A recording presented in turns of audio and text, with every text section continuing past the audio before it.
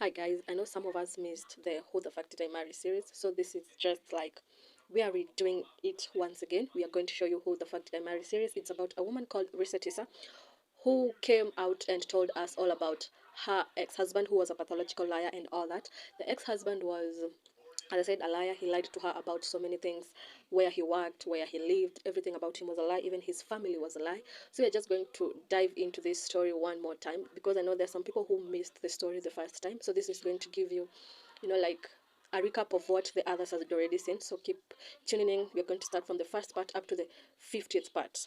All right, Who the Fuck Did I Marry? Part 2. So we both put on the table what it is that we wanted. We both had established we were dating for marriage. We were not dating just to date. We were not trying to be friends with benefits and none of that. So the dinner at Cheesecake Factory went really well. We laughed, we joked, we talked about people, which is kind of up my alley, my sense of humor. It was a good vibe. So at the end of the date, or excuse me, at the end of dinner, we sat in his car and he played this song for me by John Legend.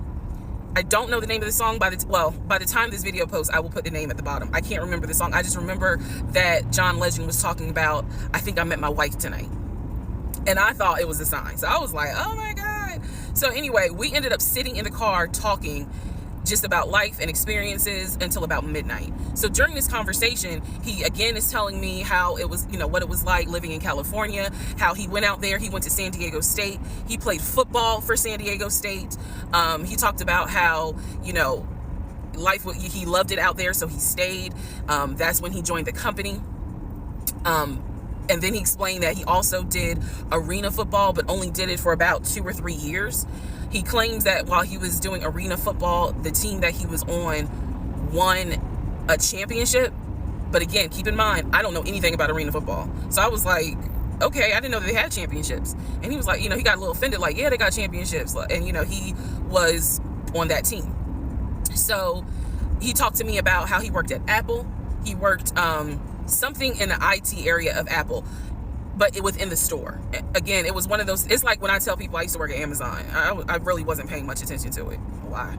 So we talked about all that. We talked deeply into what happened with the ex-wife. It's because I asked. He was not volunteering all this information. So in other words, I get very uncomfortable when men start talking about their ex a lot.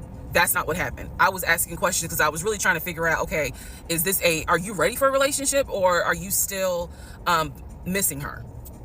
So we talked about that. We talked about my exes. That was a mistake I made because I talked about how I dated at one point in time somebody I worked with. That will come back later. And he seemed real cool about it. He was like, that was before me and blah, blah, blah. So the conversation was good. Midnight comes and I go home. Yes, I went home. We ended up talking. Mind you, our first date was March 7th. And within about 2.5 weeks, Brian Kemp, our governor, shut Georgia down. We were going to be on lockdown. So during those 2.5 weeks, we talked every day. We went out again at Red Lobster. I remember Red Lobster. But everything was going great.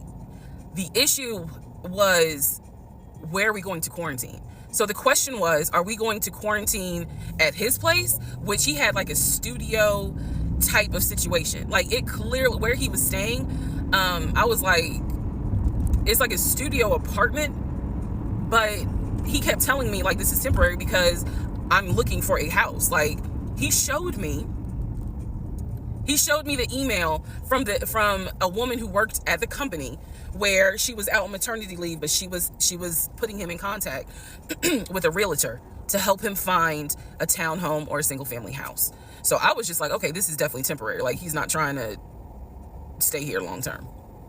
And she was apologizing in the email. I'm so sorry, this should have been taken care of before you got here, but it wasn't. I saw the email. I read it. I read the email.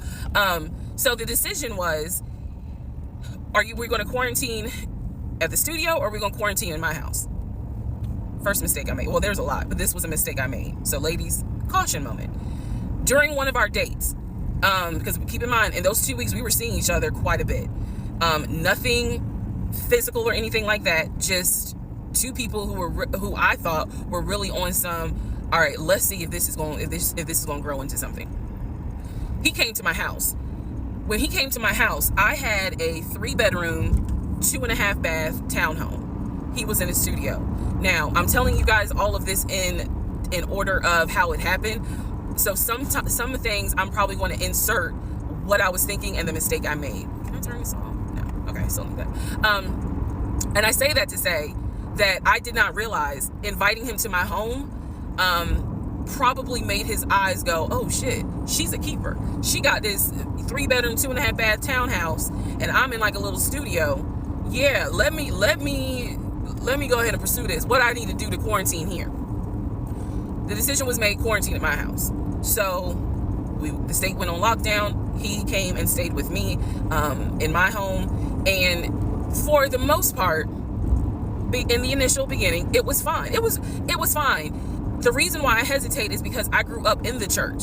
So for me, it was really like an internal struggle of, bruh, you always said you would never live with a guy unless he was your husband. And now you living with a dude and he ain't your husband. Like, it was a struggle for me because I knew better. And don't come for me. I'm just telling you the way I grew up. It was like that. It was not sitting right with me. But at the same time, I didn't want to quarantine by myself.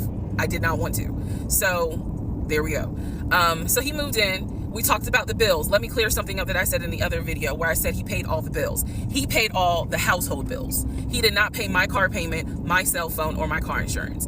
He paid the rent because my rent at the time was less than $1,000. He paid the utility bills. And so when he's telling me that he's a regional manager, I was like, wow, okay, so you got money. And so he paid all the household bills. So my check really was just taking care of me, myself, and I. And I am not, this is where it's not going to make me look good, but it's the truth. It was intoxicating to not have to worry financially about how to pay the bills. It was a wonderful feeling. And so I kind of pushed to the side the fact that, yeah, you shacking up, because it's like, but your paycheck, you don't have to worry right now. Like he's taking care of all of April's bills before April even comes, because this was still March. So we're living together, and I'm cooking, I'm cleaning, he's helping to cook and clean, and then we have a conversation about house. Is he still going to buy a house just for him, or is he going to buy a house where it's for us? Because we are going to try to make this thing work, be official, get married, have a family.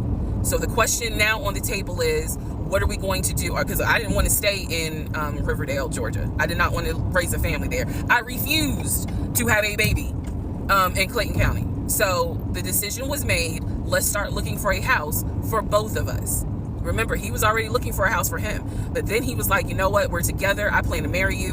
Let's look for a family home for the two of us.